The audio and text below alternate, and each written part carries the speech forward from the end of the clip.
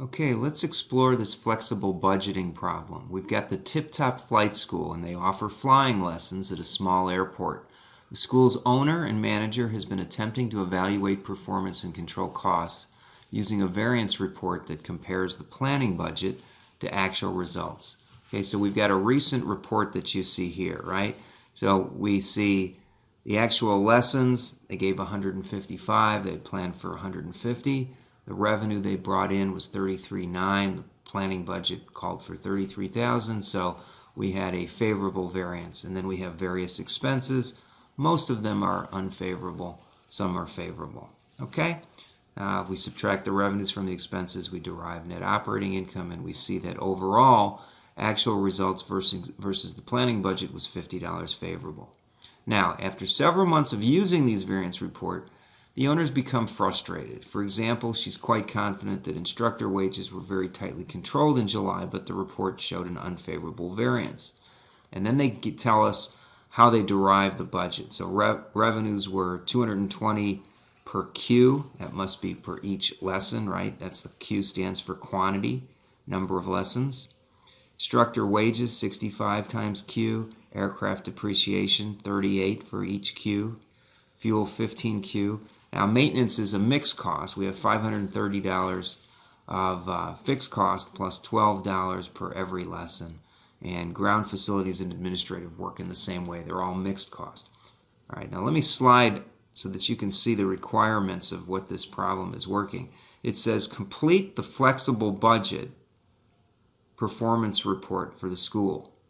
All right, so over here on the right side of your screen, and by the way, you may want to view this full screen. There should be a bottom, usually bottom right, where you can expand this to full screen. Okay, so here's what we know. The actual results was 155.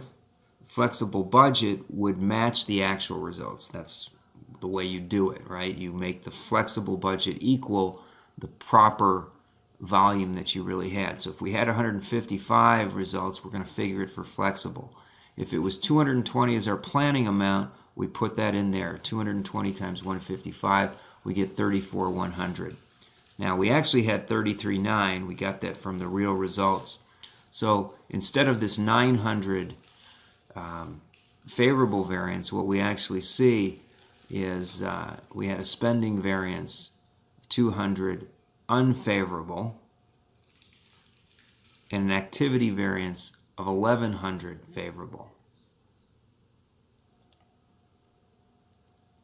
Okay, now I've worked some calculations up here to show you how we came up with the spending variance and the activity variance. All right, if we look at what really happened under actual results, we had 33,900 of revenue and 155 lessons. So we earned $218.71 per lesson. We had planned on doing, for this level of activity, I want to say, we should have had 34,100 lessons done for 155 hours, which comes up to that 220, which was our cost formula, right? That was what we were planning on. All right, so if we take the 155 actual hours and we multiply it by the difference between the actual rates we earned, that's how we came up with the $200 of spending variance. Okay, so here's the formula, and then I put it in this cell right here. This actually is Excel, where I'm actually taking 155 times the difference between those two. Okay, so that explains the 200. Now, to come up with the 1,100, you would take the 220 budgeted rate times the difference in the actual lessons you had, the actual level of activity. So 220 times 155 minus 150, and again, you can see the formula there, gets us the 1,100. Okay, so that's where those come from. And then moving down, I think the spending side begins to make more sense. We have expenses, instructor wages, using $65 per lesson. The actual results were $98.70, right? The planning budget was $97.50. But if we had 155 actual level of activity, we should have planned on having 10,075. And so then we can compute those variances. Okay, now I've changed the numbers so you can see how those variances work out again.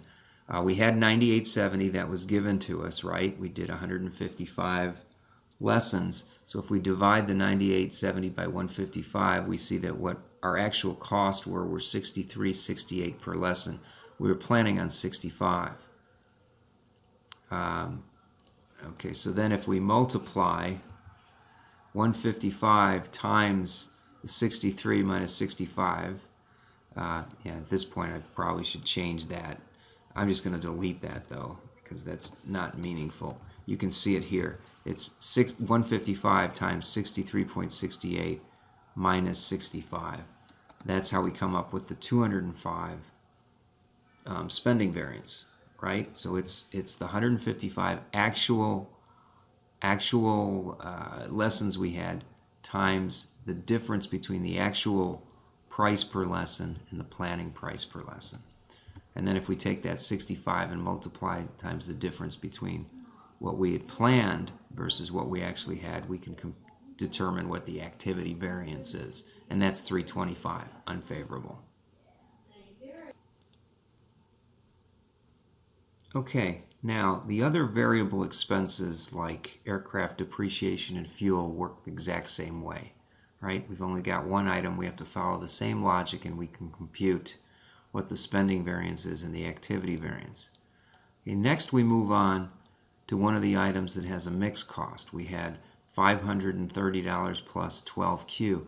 And to calculate these variances, what you do is you take the actual dollar amount, but let me hit the F2 key so you can see what I'm doing, and then you subtract out the fixed portion. So if we had actual spending of $24.50, subtract out the $530, the amount we believe is the fixed cost, and that tells you what the variable portion is. We take the $19.50 divided by the 155 actual lessons, and we figure out that our actual maintenance, the variable portion, was $12.39. Then of course the planning, we have the $23.90 minus the $530. Divide that by the 155 flexible budget amount, right? And we come up with the $12. And remember that the flexible budget amount is always equal to the actual amount.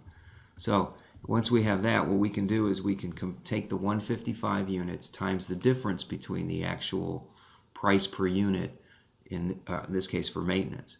And what we come up with is $60, and that's unfavorable, right? It's unfavorable because the actual cost was higher than the planning one.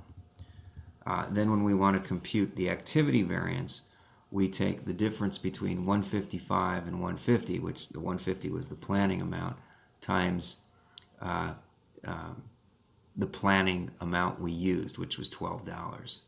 And when we do that, we come up with $60. So what we see is spending variance in the case of maintenance was $60 unfavorable, and the activity variance was also $60 unfavorable. Now, I didn't spend a whole lot of time with which way the signs are going here, but I don't think that's critical. I think the thing is you need to understand what you're looking at, right? If we had planned on doing 150 and we did 155, then spending was higher, and sure enough, you know, flexible budget is higher than the planning in this sense, okay? Now you're going to work ground facilities and administrative costs the exact same way. You need to back out the fixed portion and then work the logic, right? Because you have to figure out what was your variable cost per unit for the variable portion of those expenses and compute the various variances. Okay, now at this point I'm going to just show you the full solution, and you can see that if you work this logic, you can figure out how to compute the revenue and spending variance versus the activity variance for all the items that are purely were derived on a variable basis, right? We think these costs behave variable, and also for the maintenance, the ground facilities, and the administrative expenses, which we believe were mixed costs, and so we're able to compute a flexible budget and use that and compare that to actual results. And that should provide more meaning for us than just comparing actual results to a planning budget, because the flexible budget takes into consideration that there was a difference between the level of activity planned and the level of activity achieved. Okay, well, hopefully you found this helpful. Thank you.